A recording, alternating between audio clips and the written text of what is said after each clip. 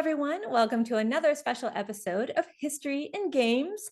I'm here with author MJ Gallagher, who has several published works, particularly on Final Fantasy, specifically on one of my favorite games of all time, Final Fantasy VII. And today we're going to be talking about his fascinating book, Norse Myths That Inspired Final Fantasy VII. Welcome to the show, MJ Gallagher. Thank you for being here. Thank you so much for having me. It's an absolute privilege to be able to sit down and have a conversation with you. I've been a huge fan of your podcasts since I was introduced to them, and yeah, it's just it feels so great to be able to have a conversation about our shared interests in this field. Well, I do have the same interest, and I'm actually very inspired by your writing because I Thank you. read your book, Norse Myths That Inspired Final Fantasy VII, and it was very inspirational and explained a lot of things about Final Fantasy VII that I now realize were not random, they're by design. It's very educational, so I'm very excited to talk to you about your work. And I'm just going to kind of sort of jump straight into the interview because I have a lot of questions. I want to try to get Sure. to them all. And my first question for you is, what is your history with Final Fantasy? What game did you start with? I think I can guess, but what is one of your favorite Final Fantasy games? Share a little bit with the audience your history with Final Fantasy.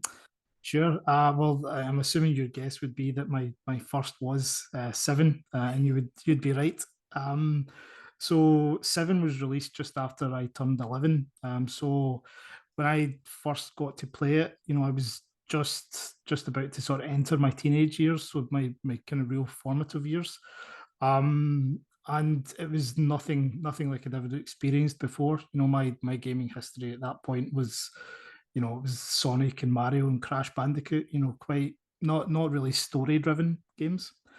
So Final Fantasy VII was the first time I'd been introduced to an RPG, and my I don't want to oversell it, but my life has not been the same since. It's for me just I think the because it kind of came around in my formative years, like a lot of the sort of environmentalism, the spiritualism, the views on capitalism, like a lot of that actually shaped my own personal philosophies, I feel. So a lot of who I am as a person, or at least my world views, do actually marry up quite well with that game. So I've been a fan of the series ever since. Wow, it's a deep game. It does tackle a lot of deep topics. And what do you think specifically compelled you to love that game so much? Was it the story specifically, the characters, the gameplay mechanics? Because they're pretty I think some people forget they're pretty mind blowing back in the Yeah. day. So I think there are two different things. Like I grew up in a household where my mother, in particular, was very very religious, and sort of hadn't really been exposed to anything other than that viewpoint before. So the a lot of Final Fantasy VII's the spiritualism aspect in the live stream, it touches on Buddhism, it touches on a various degree of sort of uh, how different individuals view the afterlife, how they view death. The larger theme within Final Fantasy VII is grief and how to process grief and how individuals deal with that separately. So seeing that for the first time was quite a big deal. From a narrative perspective, this, to the best of my knowledge, this is the first time I'd ever encountered a story that had an unreliable narrator with Cloud Strife. So the first half of the game, you're going through and you're starting to be fed one version of events, only to find out that actually that's not how things played out. And the revelation, for me as an 11-year-old, a 12-year-old boy, seeing that for the first time, again from a storytelling perspective, just blew my mind. So I think these sort of things stuck with me. So definitely the spiritualism, and I think the big plot twist of Final Fantasy VII were two of the key elements. And of course, I fell in love with Tifa and Aerith, and those were my first real video game crushes, I guess. So yeah, quite a lot going on there. Right. So is it fair to say that for you, Final Fantasy VII was both educational and a little bit of a revelation about different world cultures and different points of view? Is that a fair assessment? Yeah, I think so. I think so. It definitely opened, uh, or expanded my horizons on what a video game could be, what a story could be, and just how to sort of go about interpreting different people's views on the world, I guess. Right. And so we kind of established how you got into Final Fantasy. How did you get into history and mythology? Was that something that you always enjoyed? Is it something that was a later passion? I would say that in terms of it being a passion, that definitely came later. I had an interest in history and a sort of brief interest in mythology as a kid, and that was mainly because my dad was really quite interested in it. I remember, watching, History Channel things that covered anything from the World Wars to ancient Egyptian cultures, and he was fascinated by Greek mythology, and it was something kind of feel as if it was always on my to-do list. A lot of when I went to school again, because I sort of grew up in a religious household. I went to a Catholic school which didn't actually teach classics. So a lot of the schools in the local area did teach Catholic classics. Sorry, but I missed out on that. So my knowledge on Greek mythology, or classical mythology in general, I didn't know any more than the basics, I guess. Um, and even surface level stuff. I know Hercules is one of your favorite Disney films, so it was the sort of that level of knowledge. So yeah, my knowledge on Heracles was pretty much lifted direct from the Disney film, which turns out to be shambolic in terms of actual accuracy. But a bit later on, I worked on a project where mythology was going to play a large role in it, and Norse mythology in particular. And at that point, this was maybe 10 years ago. At that point, it started to sort of delve a bit deeper into Norse mythology just from an academic perspective, and then realized that I actually had it was I found it extremely interesting, particularly because growing up, I was like a fan of Tolkien's work, and later on, I was a fan of George R. R. Martin and things. So I started to see quite a lot of Norse mythology in their writing, and then as time went on, started to recognize a lot of the names and how it tied into the Final Fantasy series in particular.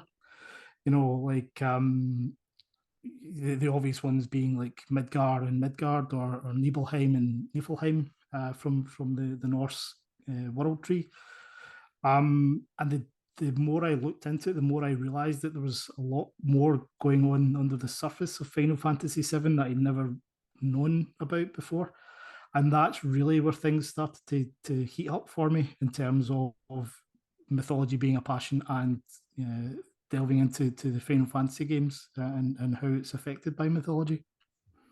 So was this one of those things where you either played the game or like, wow, there's a lot of Norse mythology in it, or is it like you were reading about Norse mythology and it's like, why are they talking about all these Final Fantasy summons and characters and Yeah. places? So when I was growing up, I had a very, very surface level knowledge about Norse mythology. So I knew that Odin came from Viking lore. I knew who Thor was, but I wouldn't have been able to tell you that Midgard was related to it. I wouldn't have been able to tell you that Nibelheim was related to it. And as when you kind of start to peel back the layers and realize that the Midgar Zolom, for example, in the English localization it should be Midgard Sorn, which is the world serpent in Norse mythology.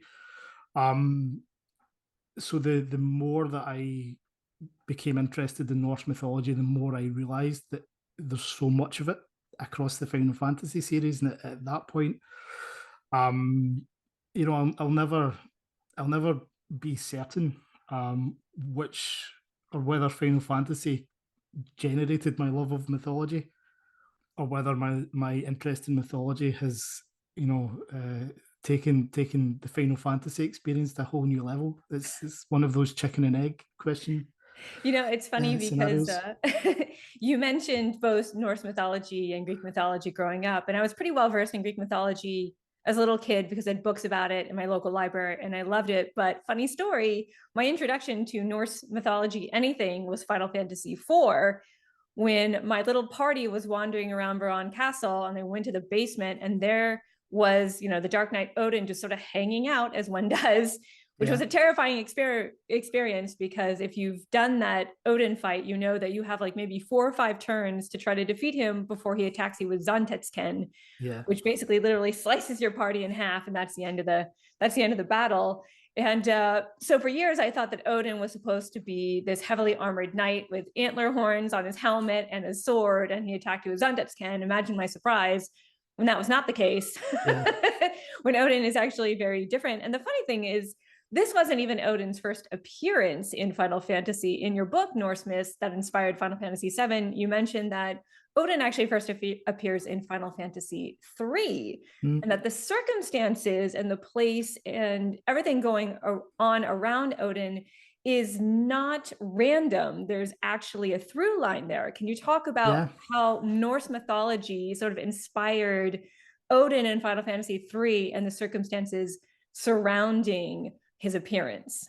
Sure, yeah. So in Final Fantasy III, the circumstances that you're referring to is that Odin is located in an underwater cave, but it's directly beneath the city of Saronia.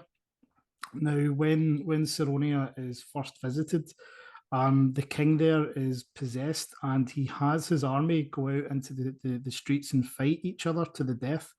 So there's a kind of a parallel here that in Norse mythology, or the Vikings themselves, where the kind of highest honor that one could achieve was to die in battle and be taken to Valhalla, where they would join Odin's army. But what Odin's army did, the Einherjar is what they were called. Every single day, they would go out into the courtyards around Valhalla and they would fight one another, and they would be resurrected for the evening feast. So, and this is how they would train until Ragnarok, the sort of Norse apocalypse. So this idea in Saronia of the king sending his army out to kill each other in the streets does reflect the Einherjar and what they did at Valhalla, but to then tie in the actual summon Odin that is located in the close proximity, I found was very interesting. But in terms of I'm actually curious to know how much Hironobu Sakaguchi, the founder of Final Fantasy, knew about Odin or knew about the mythology, because a lot of it is he kind of lifted from Dungeons and Dragons and the mythos in Dungeons and Dragons rather than going direct. It was actually Final Fantasy VII that changed. So a lot of the mythology you find in the earlier games, the Dungeons and Dragons was kind of the middleman there, which is why Right. some of it's not quite as accurate as you might hope for. Well, it does feel like all roads lead back to Dungeons and Dragons, of course, because role playing. But it's interesting that Norse mythology it's sort of sprinkled in throughout like Final Fantasy IV and V and VI. I think you can summon Fenrir, the great wolf Fenrir in Norse mythology. I think he's an Esper in Final Fantasy VI. That's right, yeah, And and it's the a world really of Ruin cool. as well. So, Yeah, exactly. and And yet it's Final Fantasy VII that's just loaded with Norse mythology. And I like that in your book, first of all, you break down the entire narrative arc of Final Fantasy VII, because anyone who hasn't played Final Fantasy VII may not be aware of how convoluted yeah, this story is. It gets really wacky and crazy. And so I'm really glad that you actually had a chapter of, sort of reviewing the whole thing, kind of zooming out and being like, let's go over what's going on and zooming back in, which I really appreciate, because even after all these years, I'm sometimes like, that game is nuts, but in the best way possible. But also by explaining how Norse mythology ties into the story and characters, it actually makes it more sensical. For example, you have a chapter on the connection between Cloud Strife, the main character of Final Fantasy VII, the hero of the story, and his hometown of Nibelheim, which is very, very central to the entire compilation of Final Fantasy VII, where a lot of events take place. And the name and the items and weapons and buildings in that area, they all seem kind of random and gobbledygook, but it's all by design. So can you explain to the audience what the connection is, the significance of Nibelheim is to Cloud Strife, and how it's inspired by Norse mythology? Sure, yeah. So Nibelheim itself, the word is built on a kind of old Germanic word, Nibel, which was it means the same thing as Nifl in Norse, both of which kind of refers to primordial mist, kind of icy mist. Heim is a Germanic word that means home. So we end up in a situation where we've kind of got icy home or home of mist, and by extension, cloud and mist, are this similar Right. thing. So Nibelheim itself is, abstractly, it means home of cloud for a start. In Norse mythology, Niflheim is one of the original two worlds. Is this sort of home of icy mist? But over time, once the cosmological tree Yggdrasil is established, um, Odin places the Loki's daughter Hel in Niflheim and has her establish the underworld. Now there are kind of three underworlds or afterlife areas in Norse mythology. One is Valhalla, where Odin has his afterlife army. Another one is Folkvanger, which is Freya, who's one of the chief deities. She keeps an army there as well. And the third one is Hel, which is spelled Hel, which is actually where we get the English word hell from. It's derived from her name. But this, because the Vikings themselves honoured warriors who fought and died in battle, those who died an unheroic death went to this sort of third place. It was a not quite hell as we understand it. The fiery pits and demons and things like this. It was more like a murky, dark place where everything was grey and slow, and it was not particularly pleasant, but it was not a place of torture either. Um, but this idea of hell, or the place hell, was established in what Niflheim had been, which means then that when we look at Nibelheim in Final Fantasy VII, there's quite a lot of association with death and the afterlife in particular. Um, we have the entire situation with Nibelheim burning to the ground and the townspeople dying. There's a huge amount of death there. The first Mako reactor that was ever built, um, because the Mako reactor extracts the life stream, and it causes the kind of local area to dry up and wither. So the actual overarching theme of the story about how the Mako reactors are actually killing the planet, this is visually present in Nibelheim as well, through the Mount Nibel and what's going on at the Mako reactor. Odin, the Odin materia is located at Shinra Manor, in Nibelheim. Odin, within Norse mythology, is actually, while he represents things like poetry and wisdom, sorcery, the most important thing is glorious death. And this is also found in Nibelheim, and the death status, or the usually across the Final Fantasy games, Odin is actually associated with the element of lightning, but Final Fantasy VII is actually one of the unusual ones where he's associated with the element of death. So we start to see quite a lot of themes and tie-ins there to the actual Norse underworld. And the deeper you dig, the more you find, effectively.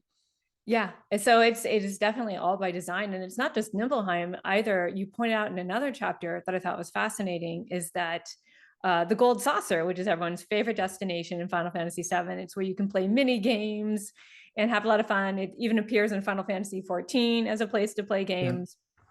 And if you actually look at the way it's designed, which I had never thought of until I read your book, it's actually a giant tree.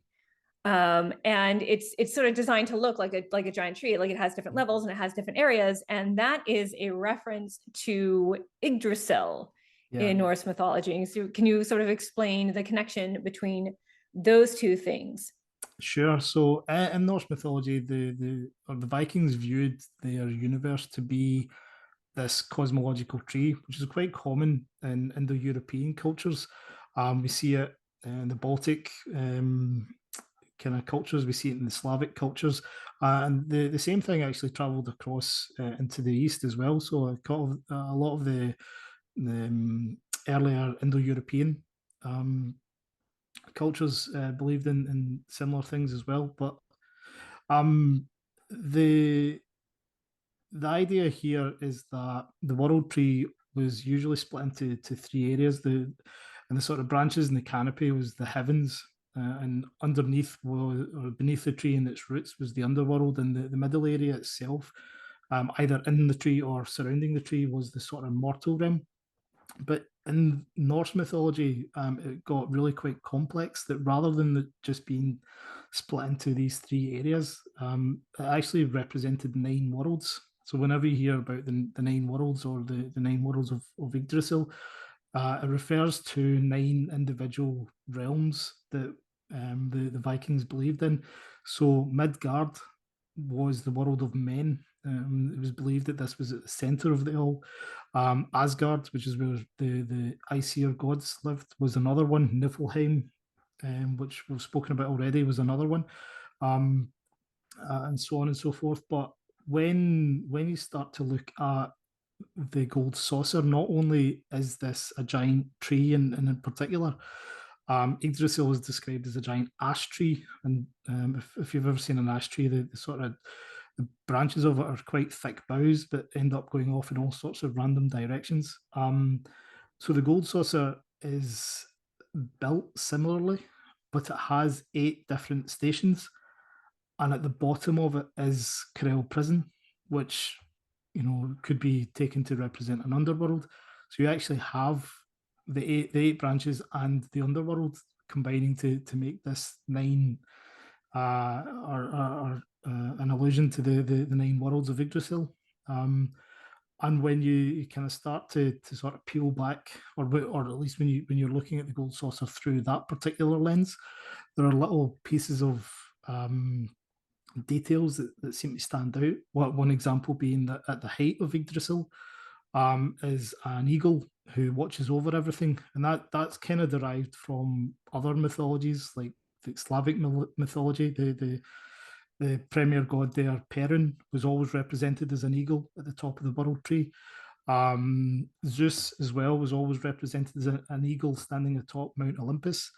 So there's a kind of carryover from there. But when you sort of look at this idea of the figure standing at the top of the world tree, the gold saucer actually has that with Dio, and specifically a winged monument of Dio. So there's quite a lot of little bits of detail that really start to create this parallel to what the Vikings believed in.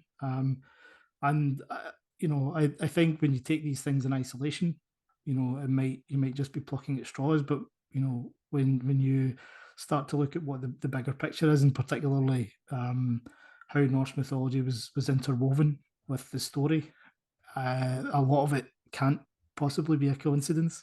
So we talked about the significance of Yggdrasil. We talked about the significance of Niflheim, but it's not just places that are influenced by Norse myths. You talk about the connection between Vincent, one of the more mysterious characters of Final Fantasy VII, and his connection with Berserkers, which I thought Yeah. was extremely fascinating because he does have these shape-shifting kind of abilities, and he kind of does go berserk.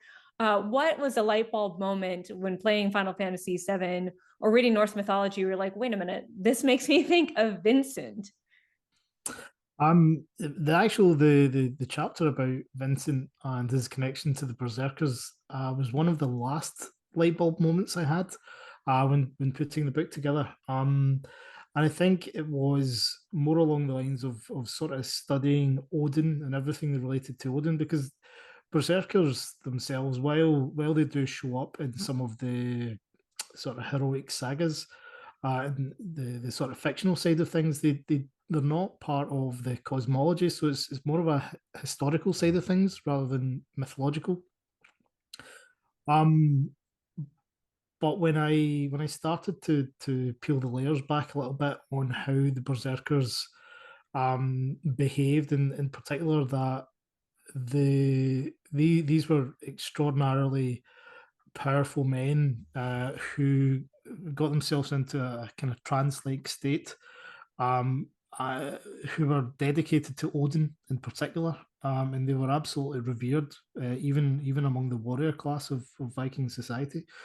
Um, and when I started to learn that a lot of how they functioned in terms of the sort of warlike behavior, and even within society, like a lot of it was actually tied to totem animals, specifically bears and wolves for the most part. There's also a boar, a type, like a wild boar, that's reasonably common within berserker types, but it's for the most part it is the bear shirts, or which is where the word berserkier comes from. It loosely translates as bear shirt, or the Ulfhednar is wolf skins. So um, the idea here was that these warriors would learn or go off into the wild and live as bears or live as wolves, and learn how these animals behaved in the wild. And the idea was that they would effectively become extremely potent warriors. Sorry, like predators. Um, to the point where within battle they would get themselves into this trance, they would become frenzied, they would, there are stories of, just ridiculously strong men, impervious to harm just because of the state they would get into. And the more that I started to think about this, and in particular the word berserk and sort of the status of berserk, was I was introduced to that through Final Fantasy VII. So it's always there's always been a connection there. It was only much later that I learned it was derived from the berserkers of Viking culture. So putting two and two together, and particularly thinking about the Gallian beast or Galian beast. I think it's actually supposed to be Gaulian, in the original, how it was supposed to be localized, but um, because the idea with Vincent's limit breaks in particular is he would shapeshift into one of four beasts, the first of them being the Galian beast. And what's different from Vincent's limit breaks to everyone else is that when you have activated the limit break, you can't, it doesn't cease. You can't get control back of your character. He will continue just attacking the enemies either until he is knocked out, or until the battle ends. So the stats go up. He becomes stronger, but he loses control completely, which is very like what the berserkers of kind of Viking culture were, to the point where one of the Gallian beasts attacks is actually berserk dance.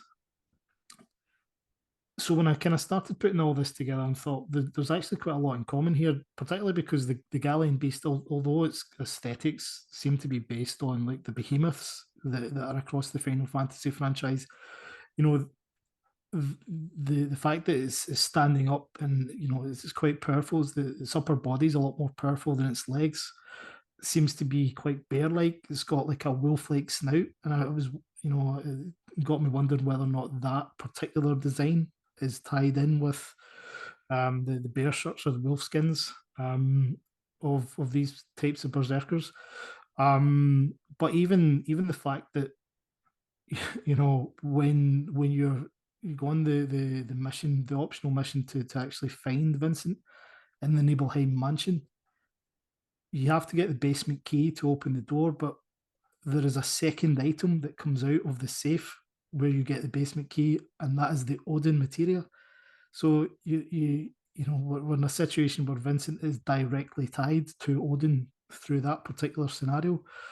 And again, when you start to add it all together, it doesn't feel like a coincidence anymore. Excuse me, sorry. One of the things I've actually found recently is, as I've been looking more and more into the Greek mythology side of things, I've got a good reason to believe, and as I'll point out in my newest book, that a lot of Vincent's game, Dirge of Cerberus, seems to be derived from the stories of Heracles. And Heracles famously ends up having to go on his labors because he has fits of madness. He kills his wife and his children through these fits of madness that are placed upon him by Hera. But it's very similar to how berserkers act within, or how they are believed to have behaved, being in these sort of trance-like states, these fits of madness, becoming super strong. So I don't think it's a coincidence that if Vincent's, the limit break side of things was connected to berserkers the first time around, that this then transitioned into, well, who is the most berserker-like character in Greek mythology? And I think the answer to that is Heracles. Yeah, no, it's true. He's pretty he is pretty berserk. The Disney movie kind of hides that fact a little bit, but I think that's why I love that movie so much. It takes a very complex hero that's very difficult to like and makes him a good old farm boy who has a big heart. And I just that is a feat unto itself. So I wanted to ask you about when people can first of all, where can people find your book on Norse myths that inspired Final Fantasy VII? And when can we expect your book on Greek mythology that inspired Final Fantasy VII? Sure. Well, the first one, which I happen to have a little copy of here, the best place to find this is probably through Amazon. So anyone who uses Amazon, it's available worldwide. Just look up Norse myths that inspired Final Fantasy VII. There are other vendors that do provide it. If you would rather buy through Barnes and Noble or what have you, you can do so. You can order it through there. There's also an audiobook version of it that's read by my good friend Liam Mulvey, who's Libertus in the Final Fantasy 15 universe. He's, I hope you'll agree that he did a phenomenal job of reading the book. So it's available to purchase as paperback on Amazon. It's available in Kindle and audiobook as well to download through Audible. As for the Greek mythology book, excuse me, sorry. That's at this point this week actually. I'm sending out for the test prints, so we're at the point where we are weeks away. I don't really want to say how many weeks away, simply because life has a bad habit of throwing me under the bus a little bit. But we are definitely talking weeks now from release. So I'm hoping to get that out sooner or very soon. Why I ran a Kickstarter for it a couple of years ago, or it's 18 months ago now, and my intention was to have a book the same size as the Norse mythology one. Right now, it's more than double the size, which in hindsight I think was always going to be the case, just because of the volume of Greek mythology by comparison to Norse mythology. But I'm extremely excited about it. The some of the things that never in a million years would I've spotted without actually going away and researching Greek mythologies from an academic perspective. It's just been absolutely mind blowing. So hopefully, if you get an opportunity to read that one, you'll enjoy it as well. Absolutely. And I actually have the audio book version of your Norse myths that inspired Final Fantasy VII, and your friend did an excellent job reading it. So I highly recommend that. I highly recommend picking up this book. I'm looking forward to your book on Greek mythology, because that's sort of what I know best is Greek history and Greek mythology. So that'll be really exciting. And where can people find you around the internet? Do you have a Patreon, a Twitter account, anything you would like to share with the audience? Sure, yeah. The best way usually just to get in direct contact with me is through Twitter. So I'm at FFVII Novels. That's FF7 Novels. I do have a Patreon. It's just patreon.com/ MJ Gallagher. Um, between those two, I think most things are covered. I've written, quite a lot to do with Final Fantasy VII in the past. Usually, or most of it is just hosted for free on my Patreon. So if you are looking for things, I've written Final Fantasy VII novels. They're also available as audiobooks on YouTube through KupuCon, their channel. So I've done a lot of work with them. So everything, all the links to my various works to do with Final Fantasy, you'll find just on my Patreon post. It again, patreon.com/MJ Gallagher.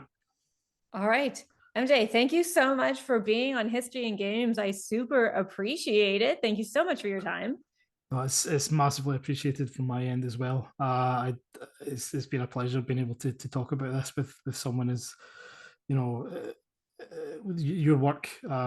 Whenever I listen to your history and gaming podcast, the amount of detail you go into, the depth of research is sort of gold standard. So thank you so much for your work, and it's been, as I said at the start of the show, it's been a privilege to be invited on. I never do know what to do with compliments. Thank you so much for that. I really appreciate that. I work really hard, and I can tell that you work really hard because your book, once again, Norse myths that inspired Final Fantasy VII, is really important work and really educational. It educated me, so that tells you something. So thank you so much again for being on my show. Thank you. Take care.